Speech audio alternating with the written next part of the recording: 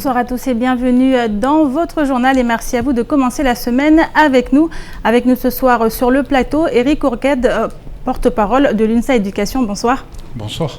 Alors les réunions se succèdent entre institutions et organisations syndicales. On a vu du côté du public, c'est la clause de revoyure qui est un des sujets de discorde. Du côté de l'UNSA Éducation, en tout cas, les choses sont très claires. Vous nous direz comment et pourquoi tout à l'heure dans quelques instants. Avec nous également sur le plateau, Pierre Bellucci. Bonsoir Pierre. Bonsoir Amina, bonsoir à tous. Alors la saison des pluies a du mal à s'installer et la sécheresse prend place de plus en plus à Mayotte. Un arrêté de restriction d'eau a été pris par le préfet. Vous nous en direz davantage tout à l'heure, mais voici d'abord les titres de ce lundi 7 décembre. Le département est soumis depuis la semaine dernière à un arrêté concernant une limitation provisoire de certains usages de l'eau. Face à la sécheresse qui sévit sur le territoire, l'urgence de se plier à ces restrictions est notoire. Mais est-ce vraiment respecté à Mayotte ? Reportage. Les rencontres se multiplient entre partenaires sociaux et institutions concernant notamment l'application du Code du travail. Mais à chaque réunion, les syndicats ressortent en ayant une impression que rien n'avance et de ne toujours pas être entendus par le gouvernement. Le foncier pose problème depuis de nombreuses années à Mayotte. Les constructions illégales et dangereuses sont légion au sein du chef-lieu et l'inaction des autorités laisse pantois. Si la mairie de Mamoudzou s'attaque aujourd'hui au problème, beaucoup se demandent pourquoi la préfecture et le conseil départemental ne suivent pas le même chemin. La saison des pluies tarde à s'installer et les retenues collinaires sont à leur plus bas niveau. La sécheresse frappe Mayotte durement sur le territoire ici et face à la situation, le préfet a pris un arrêté de restriction de consommation d'eau à l'échelle du département. Mais est-ce vraiment respecté par la population? Nous sommes allés à la rencontre de celle-ci pour connaître sa position sur la question. Reportage Shakila Issouf et Fred Souleymana. Si la population ne réalise pas forcément les conséquences de la sécheresse, l'arrêté de restriction publié ce vendredi engage un certain nombre de mesures. Beaucoup voient ça comme une sanction. Climatique. Ulimwengu na wazee wasifanye izitu za chaleur. Voilà, wamofanya fu wasitutarumie. Sovunguza ufua kula lera na kula suku. Nsovunguza helina dohosa ema helin ko hosezia majimengi nsovunguza dotia mwana vahanu ne hosia. Entré en vigueur à compter du 3 décembre dernier, et bien qu'il en soit très clair, l'arrêté n'a manifestement pas encore fait le tour du département, puisque ce week-end, nombreux étaient ceux à nettoyer leurs véhicules. Pourtant, le texte est très explicite et relève du bon sens, puisqu'il s'agit pour chacun d'entre nous de préserver une ressource qui, cette année encore, se fait rare. Les arrosages en tout genre sont donc proscrits ou limité, ainsi que le remplissage des piscines et aussi lavage de véhicules et de bâtiments. Cet arrêté arrive au bon moment, je pense qu'il n'est jamais trop tard pour rattraper les choses et que de toute façon la sensibilisation en métropole, elle ne s'est pas faite du jour au lendemain. Donc il faut laisser aux Mahorais le temps qu'ils soient sur le fait accompli et qu'ils assimilent petit à petit, qu'ils digèrent les bonnes manières de gérer leur consommation d'eau. L'environnement, il faut qu'on soit tous unis pour préserver en fait la nature. Parce que naturellement, enfin, si par exemple ici à Mayotte, si on ne respecte pas la nature, c'est clair qu'on va avoir des gros problèmes. Et je crois que c'est le moment, il faut vraiment il faut qu'on soit tous unis pour éviter tous ces problèmes qui pourraient pour l'avenir, quoi. En cas de non-respect de cet arrêté, les contrevenants s'exposent à une amende de 1 500 €, montant qui peut être porté à 3 000 € en cas de récidive lorsque le règlement le prévoit. Pour l'heure, et malgré les averses de ces derniers jours, la sécheresse est bel et bien installée et ne sera pas sans conséquences. On l'a vu Pierre, depuis quelques semaines on en parle, la saison des pluies a du mal à s'installer, la sécheresse prend place. Là on a vu cet arrêté qui a été pris. Est-ce qu'aujourd'hui les choses vont s'améliorer? Est-ce qu'au du côté des météorologues on voit des choses positives se profiler? Écoutez, oui, il pleut, mais de manière assez étrange. Voilà, par exemple, sur Petite Terre, il a quasiment pas plu du week-end. Il a plu pendant 3 jours, pas très loin de là, à Tsunzu. Donc, vous voyez, c'est un peu étrange cette saison des pluies qui peine effectivement à s'installer. Et qui dit saison des pluies qui peine à s'installer, dit retenue collinaire au plus bas, dit problème d'eau courante. Donc voilà, maintenant on a cet arrêté, cette restriction. Maintenant, à chacun de s'y tenir et de le respecter. Maintenant, c'est compliqué. On entendait dans le reportage certaines personnes dire du jour au lendemain, on nous demande de changer nos habitudes. Mais effectivement, on demande de changer des habitudes, mais sur le long terme, c'est-à-dire qu'il faut absolument qu'on comprenne qu'à Mayotte, l'eau est une denrée rare, une denrée importante, essentielle, et qu'il faut absolument la préserver le plus possible. Alors, les professionnels ne sont pas touchés par cet arrêté, notamment ceux qui veulent aller laver leur véhicule. Ils peuvent aller dans les stations qui sont appropriées pour ça. Voilà, maintenant, il faut faire attention à sa consommation dans le privé, ne pas remplir les piscines, faire attention avec l'arrosage, ne pas arroser. Voilà, il y a plusieurs restrictions et il faut absolument que tout le monde en prenne conscience. Maintenant, c'est vrai que il y a eu un communiqué, la presse relaie, mais tout le monde n'est pas forcément au courant. C'est ce dont on s'est rendu compte en faisant le reportage. Il y a beaucoup de personnes qui ne sont absolument pas au courant et qui découvraient ce matin cet arrêté. Pourtant, les risques de sanctions sont bien présents. Oui, alors il y a des risques de sanctions, bien sûr. Maintenant, est-ce que les autorités ont vraiment le temps, étant donné les problématiques qu'il y a à Mayotte, de se pencher sur cette question? On ne sait pas. En tout cas, voilà, on nous parlait de 3 à 4 semaines encore à tenir comme ça. Si la pluie ne tombe pas, il risque d'y avoir véritablement de gros problèmes d'eau potable à Mayotte. Et c'est quand même très grave. Il faut que chacun en prenne conscience et que chacun fasse les efforts nécessaires voilà, pour limiter sa consommation d'eau. Et je le répète, c'est simple pour personne. Du jour au lendemain, lorsqu'on a des habitudes, tout bouleverser comme ça, et puis se dire, tiens, l'eau, finalement, il faut que je pense au fait que voilà, c'est quelque chose de très important, et si on la gaspille, on pourrait se retrouver dans une situation critique. Merci beaucoup Pierre pour ces précisions. Et depuis la rentrée scolaire, de nombreux étudiants mahorais vivent un véritable calvaire financier. En effet, que ce soit du côté du conseil départemental par le biais de la DASU ou le vice-rectorat qui assure la charge du Crous, les retards de paiement s'accumulent. De nombreux étudiants se retrouvent aujourd'hui dans une situation compliquée. Conséquence, bon nombre d'entre eux ne se rendent plus en cours faute d'argent. Un sujet signé Pierre Bellucci et Fred Soulaimana. Il ne passe pas un jour sans que les étudiants du département nous adressent des messages afin que nous évoquions leurs problèmes. Qu'ils étudient à Mayotte, à La Réunion ou en métropole, la plupart d'entre eux sont confrontés à des retards de paiement dans ce qui représente leur seule ressource financière, les bourses. Des étudiants se plaignent puisque, étant donné que la bourse n'est pas arrivée, ils ne peuvent pas, pour la plupart d'entre eux, payer leurs charges, s'acheter à manger, et en période d'examen, cela est très très compliqué. Je me souviens d'un mail que j'ai reçu la semaine dernière où un étudiant m'expliquait très clairement que c'est les examens.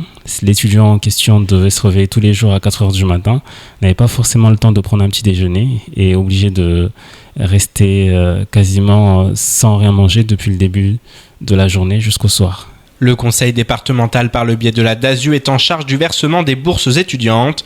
Ceux qui bénéficient d'une bourse d'État sont gérés par le vice-rectorat qui agit en lieu et place du Crous. Et si selon les deux organismes les mandatements ont été lancés, ces retards sont catastrophiques pour tous les étudiants qui dépendent de cet argent pour vivre. Seul à Mayotte, le Crous a des difficultés pour verser en temps et en heure des bourses. Et en tant qu'élu, bien évidemment, l'argument consistant à dire on est à Mayotte est inacceptable. C'est clair. Et dire ça à des étudiants aujourd'hui, c'est créer finalement des gens assez angoissés et agressifs. Les bourses sont fondamentales pour accompagner les étudiants dans le cadre de la réussite scolaire. À ce titre, le fait que le conseil départemental, à son tour, est défaillant pour verser des bourses auprès des étudiants est un scandale. Cela fait plus de 4 mois maintenant que les bourses n'ont pas pu être versées en temps et en heure. On nous a parlé d'un problème logiciel qui aurait duré plus de 5 mois. Ayant fait de l'informatique et travaillant dans les administrations, les transitions informatiques de logiciels, ça dure 24 heures maximum. Par ailleurs, lorsqu'on constate que l'argument principal reposé sur cela et constater que les versements qui se sont faits, puisqu'on nous a promis que des versements allaient être faits à l'attention des étudiants, on se rend compte finalement que cela ne correspond qu'à une partie de ce qu'ils attendaient. Selon nos informations, tous n'ont pas encore reçu ce qui leur est dû ou sont encore amputés d'une partie de la somme totale. Et lorsque l'on connaît la situation sociale de la majeure partie des étudiants du département, les défaillances de paiement apparaissent encore plus préjudiciables. Les étudiants de Mayotte, en règle générale, sont bénéficiaires des échelons les plus élevés, à savoir l'échelon 6 ou 5. Cet échelon est attribué normalement sur critères sociaux, ce qui montre déjà que les étudiants de Mayotte ne sont pas issus de familles aisées, quoi. Et donc, lorsque vous n'avez pas de revenus et que la bourse n'est pas au rendez-vous, ça peut aller très très loin. Et l'accumulation des retards démontre aujourd'hui qu'il y a un laisser-aller qui devient de plus en plus énervant. Et quand on sait qu'à Mayotte, on nous donne très souvent l'excuse du genre c'est parce qu'on est à Mayotte, chez les étudiants on ne pardonne pas. Et là on va saisir les services du rectorat afin d'avoir plus d'explications sur ce retard. Et si ce problème n'est pas réglé rapidement, il se pourrait que des étudiants se mettent en mouvement. Les étudiants n'ont désormais plus qu'assez de devoir faire intervenir les médias pour qu'enfin leurs problèmes soient pris en considération. Car suite à ces graves problèmes financiers, beaucoup d'étudiants disent avoir lâché les cours ou ne pas être en mesure de réussir leurs examens. Et il y a fort à penser que leur colère est aujourd'hui à la hauteur des défaillances institutionnelles qu'ils subissent. Et on continue avec les revendications des syndicats. Les réunions s'enchaînent entre partenaires sociaux et institutions. Vendredi, une réunion d'information s'est ainsi tenue pour aborder la mise en application du Code du travail. Et ce matin encore, une nouvelle rencontre a eu lieu à la DIECT avec pour ordre du jour une concertation sur les modalités d'application du Code du travail national. Mais à chaque fois, les syndicats repartent avec l'impression de ne pas être entendus. Un sujet signé Abbas Alidi, Pierre Bellucci et Leslie Vimné. Vendredi au cinéma Alpaggio, les syndicats avaient rendez-vous avec la préfecture et les autres institutions concernées de près ou de loin par l'application du Code du travail à Mayotte. Cette réunion d'information avait pour but d'aborder les principales problématiques liées à une application prochaine du Code du travail pour salariés et patronat. Mais pour certains, comme le secrétaire départemental de Force ouvrière, cette nouvelle rencontre n'a pas porté ses fruits. Je représente l'organisation syndicale Force ouvrière, donc j'ai pris la parole. On m'a coupé, recoupé, on m'a empêché de poser les questions, mais j'ai continué à poser les questions parce que je suis là pour représenter la société civile et représenter aussi tous les salariés de Mayotte et représenter l'organisation syndicale Force ouvrière. Donc j'ai posé la question à savoir, est-ce qu'aujourd'hui on se trouve dans un département régi par l'article 73, oui ou non? Si on ne répond pas à ça, qu'on arrête de travailler parce que ça va être un peu chronophage. Parce que nous, aujourd'hui, on adhère quant à l'idée d'être et de vivre dans un département d'outre-mer régi par l'article 73. Conformément au principe d'identité législative posé par l'article 73 de la Constitution, les lois et règlements s'appliquent de plein droit, donc sans mention spéciale, dans les collectivités d'outre-mer de l'article 73 de la Constitution. Le régime législatif et réglementaire applicable dans ces collectivités peut faire l'objet d'adaptations. Ces collectivités peuvent également se voir reconnaître le droit de fixer les règles applicables sur leur territoire, même si à Mayotte, cet article 73 semble avoir été oublié. Nous, on a fait nos propositions, mais à chaque fois, on se heurte à des murs. Ils nous disent, ouais, c'est un problème de loi, ouais, c'est un problème de la collectivité. Ouais, en fait, ils renvoient toujours la balle dans d'autres camps qui n'ont pas lieu d'être. Or, ils disent que ça, c'est la mise en place du Code du travail, c'est un travail quadripartite, à savoir, donc, il doit y avoir l'État, les organisations syndicales salariées, les organisations syndicales patronat et la collectivité locale. Le seul souci, c'est que jamais ces trois autres n'ont demandé la mise en place du Code du travail. Seuls les salariés veulent le Code du travail. Le seul bémol, c'est qu'aujourd'hui même, le patronat est d'accord pour la mise en place du Code du travail, mais encore une fois, ils veulent renvoyer à l'échéance de 2018. Or, ils savent très bien qu'en 2018, ils ne seront pas au pouvoir. Ce sera les Républicains, soit le Front National. Donc aujourd'hui, qu'ils cherchent à nous mener en bateau, non, ça suffit. On ne croit plus en ce gouvernement et encore pire à ce qu'ils nous promettent. Les syndicats ne visent plus les instances départementales, mais bel et bien le gouvernement. Un gouvernement qui, selon eux, ne cesse de faire la sourde oreille. La première impression, j'ai en face de moi un gouvernement qui n'écoute pas. Un gouvernement qui impose, qui a sa feuille de route et qui va s'appliquer à l'imposer à tout va. Et voilà. Donc, moi, cette impression-là, moi, j'ai envie à ce qu'on me démontre que je me trompe. Et jusqu'à maintenant, je ne me trompe pas. Parce que la position du gouvernement, elle est tout le temps martelée. On nous dit c'est comme ça et c'est comme ça. Ah ben nous à Mayotte, c'est pas comme ça parce que nous représentons la société civile, nous représentons le peuple. C'est à nous de décider l'avenir de ce département-là.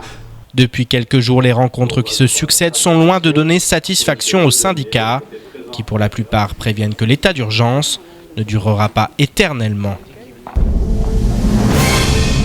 Alors Eric Courcade est avec nous sur le plateau, vous êtes le porte-parole de l'UNSA Éducation.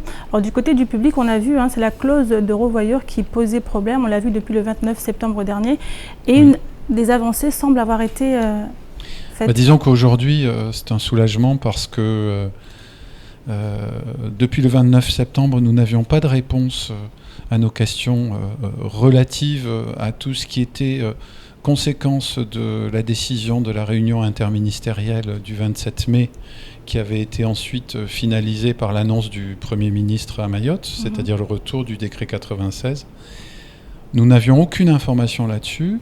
Le 29 septembre, nous avons eu un chef de service de la DGAFP qui a même affirmé que les 5e et 6e années n'étaient pas éligibles à l'indemnité d'éloignement dégressif, donc grand affolement dans la période des mutations. On a fait un appel à la grève le 3 novembre à UNSA Éducation, les chefs d'établissement, les administratifs, les enseignants et les inspecteurs. Malgré cela, ça n'avançait pas bien davantage. Et puis aujourd'hui, est-ce que nous avons été entendus par le ministère? Ce que je peux vous dire, c'est que suite à la CAPL du 2, nous avons contacté la préfecture. La préfecture est également intervenue avec nos secrétaires nationaux. Ce qu'on voit, c'est qu'il y a eu aussi une grande mobilisation derrière la pétition qui a été mise en place hier. En l'espace d'une journée, on a 400 signatures. Et cette pétition, justement, elle est quand même assez particulière. Oui, on la poursuit parce que l'annonce faite aujourd'hui nous rassure sur tous les points. C'est une annonce du directeur de cabinet qu'il a faite à UNSA Éducation et puis qu'il a transmise à l'ensemble des organisations syndicales ce soir, je crois. Simplement, nous savons aussi que cette application passe par une circulaire dans les services du vice-rectorat et que tant que cette circulaire ne sera pas édité, le vice-rectorat considérera cette annonce comme finalement peut-être une annonce de plus. Simplement sur cette annonce, les choses sont bien claires. Le décret 96, l'IE historique va être rattrapé en janvier. En même temps, la DRFIP de Mayotte va organiser le rattrapage financier du trop perçu de l'indexation, puisque ceux qui sont éligibles à l'IE historique n'ont pas droit à l'indexation. Donc tout ça va se faire à partir de janvier. Nous avons eu des éclaircissements sur le billet interséjour et de même que pour le renouvellement des 5e et 6e années qui sont éligibles à l'IE dégressif. Donc pour nous, c'est un soulagement. Mais nous restons très vigilants et nous continuons à dire à l'ensemble des collègues, signons cette pétition, continuons à faire en sorte de mettre la pression parce que pour l'instant, on attend ces écrits au niveau des circulaires du ministère. Vous avez aussi également appelé les enseignants à aller, par rapport à la date de demain, le 8 décembre, expliquez-nous un petit peu c'est quoi la démarche. Alors ce que nous avons encouragé à faire auprès des collègues, c'est tous ceux qui sont en période de grande hésitation parce qu'ils ne savaient pas quelles étaient les conditions indemnitaires de leur renouvellement ou pas à Mayotte. On leur a, en fait c'est suite à une annonce du vice-rectorat, on les a fortement invités à passer au mouvement par précaution. Ce mouvement est clôturé à 14h demain. Quitte à revenir sur cette décision, ils ont à peu près jusqu'au 15 janvier. Il suffit qu'ils fassent un mail à la DRH et il n'y aura aucun problème pour annuler la mutation. C'est par mesure de prudence que nous avons poussé les collègues à réfléchir à cette possibilité pour les rassurer. Le but, c'était vraiment de les rassurer. Merci beaucoup, Éric Purcade. Je rappelle que vous êtes le porte-parole de UNSA Éducation. Merci. Culture, brûler la terre pour la rendre plus fertile à Mayotte. Nombreux sont ceux à utiliser ce procédé pour cultiver leurs champs.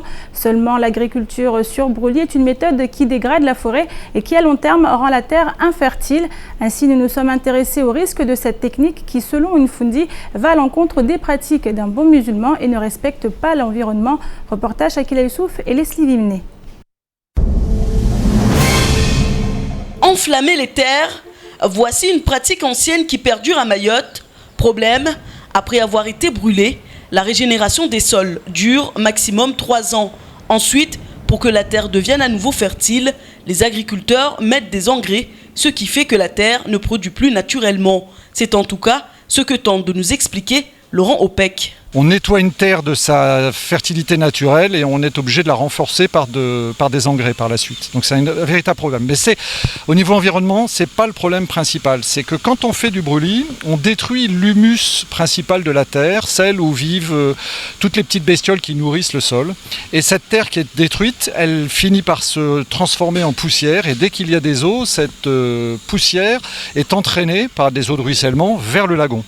Et ce que l'on ignore terriblement, c'est que les poissons de bord de lagon sont tués par une absence d'oxygène liée à cette terre qui dévale à l'intérieur. Cette méthode de plantation n'est pas seulement dénoncée par les professionnels et spécialistes de l'environnement. En effet, Roukia, une fondée d'école coranique, explique que cela est aussi interdit par l'islam.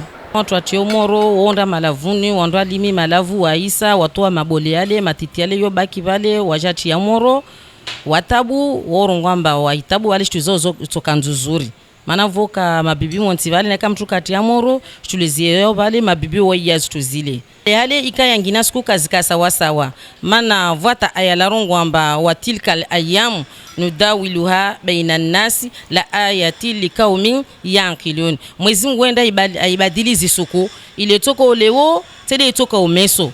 Pour le musulman, seul Dieu peut tuer par le feu, mais aujourd'hui, l'homme est le seul à l'origine du réchauffement climatique en provoquant notamment l'érosion des sols. Sur les 15 dernières années, la population animale organique du lagon a diminué de 50%. Exclusivement dû à cette culture sur brûlis. Donc c'est un phénomène qui est écologiquement extrêmement important et qui a une vraie problématique pour l'environnement. Mais au niveau agricole, il faut savoir que quand on fait ce genre de culture, on renforce la culture industrielle derrière avec cette prise d'engrais dont je vous parlais tout à l'heure. Ce qu'il faut, c'est stopper l'érosion des sols en plantant des espèces qui le retiennent et qui ont comme avantage aussi de permettre une meilleure irrigation des sols. Les terres du 101e département ne cessent de brûler quotidiennement. Les risques environnementaux sont réels à l'heure où le réchauffement climatique ne cesse de faire la une de l'actualité. La culture sur brûlis est cependant très ancrée et certains semblent ne pas prendre en considération les risques liés à cette méthode agricole. Aux autorités d'agir.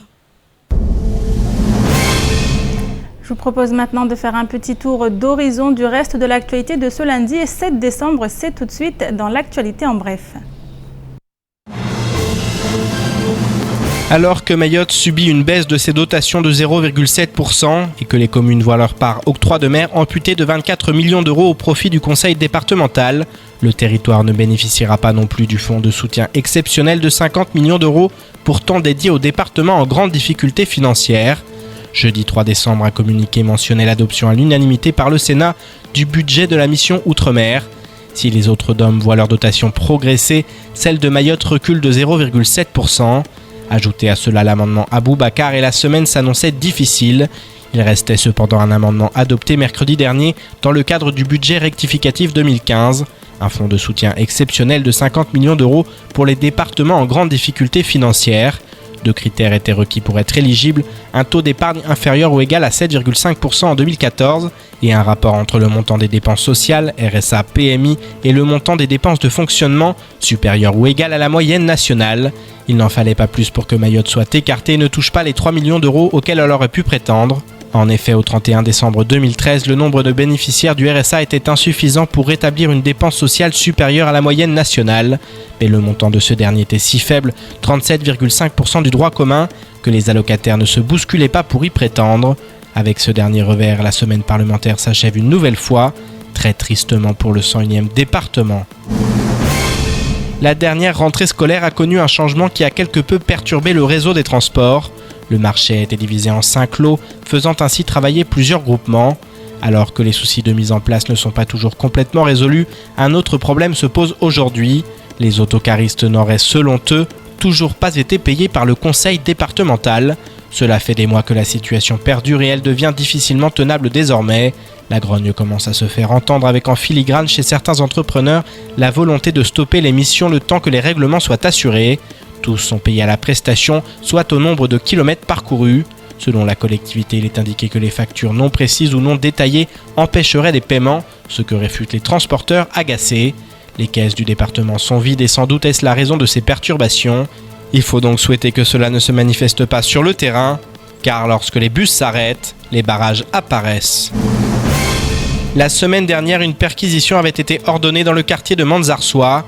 Un communiqué du procureur de la République nous en dit plus sur l'objet de cette perquisition, suivi d'une interpellation. Jeudi 3 décembre, au cours d'une perquisition administrative ordonnée par monsieur le préfet de Mayotte, les services de police ont découvert en possession d'un homme de 22 ans de très nombreux documents de propagande et photographies en lien avec le terrorisme et plus particulièrement les actions de l'État islamique. Selon les premiers éléments d'enquête, il semble que cet homme, originaire de Mayotte, se soit radicalisé alors qu'il vivait en métropole et soit revenu dans le département après s'être disputé avec des membres de sa famille, auxquels il voulait imposer un mode de vie qu'il jugeait trop rigoriste.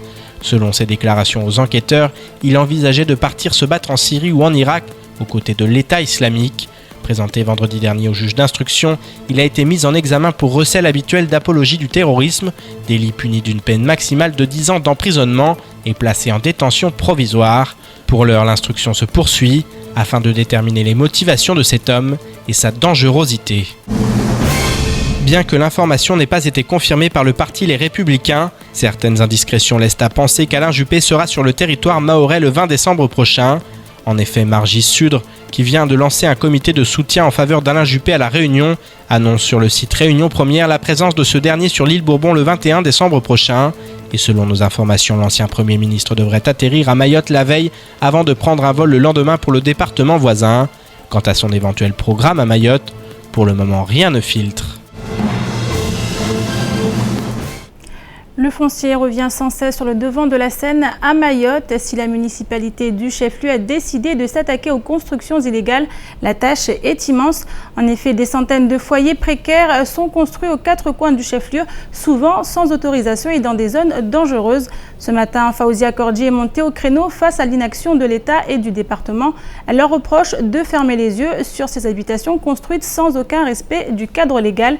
Un sujet signé Abbas Alidi, Pierre Bellucci et Leslie Vimné.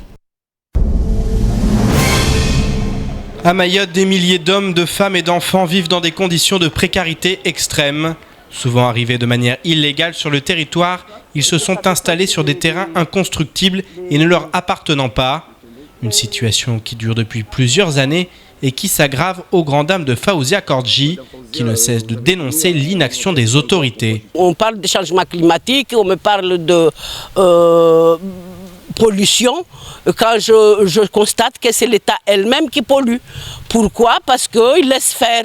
Dans un endroit comme celui-là que tu connais très bien, où il y avait la forêt, hein, tous les arbres sont coupés, on plante au-dessus de la pente qui a plus de je ne sais pas combien, de 70 degrés, et il y a une loi pour ça, loi de 25 décembre 1930 dit que quelqu'un qui touche à une pente comme celui-là, même n'importe quelle pente, a été pénalisé, était poursuivi.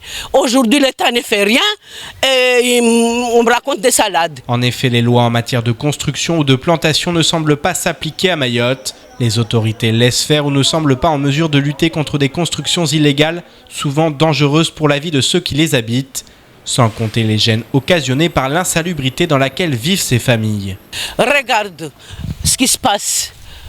Vous croyez que ça nous fait plaisir de voir que nos cimetières, il y a les toilettes qui coulent sur les cimetières de mes ancêtres? Il y a Dawa Kordi là, il y a Ali Kordi, il y a Salim Kordi, il y a Hussein Kordi, il y a ma grand-mère, il y a tout le monde. Et que l'eau de leurs toilettes descend sur nos tombeaux. Ils n'ont même aucun respect pour les morts. Qu'est-ce que vous voulez que j'en fasse? Et quand je parle, c'est quoi? Eh ben, c'est l'État qui pollue. Qu'ils arrêtent de m'embêter, qu'ils arrêtent de me coller, couler Mayotte un point trait. Laisser couler Mayotte, voilà ce que de nombreux citoyens reprochent à l'État français. Et lorsque l'on voit le peu de solutions apportées aux innombrables problèmes, une chose est sûre, ce sentiment ne risque pas de s'atténuer de sitôt.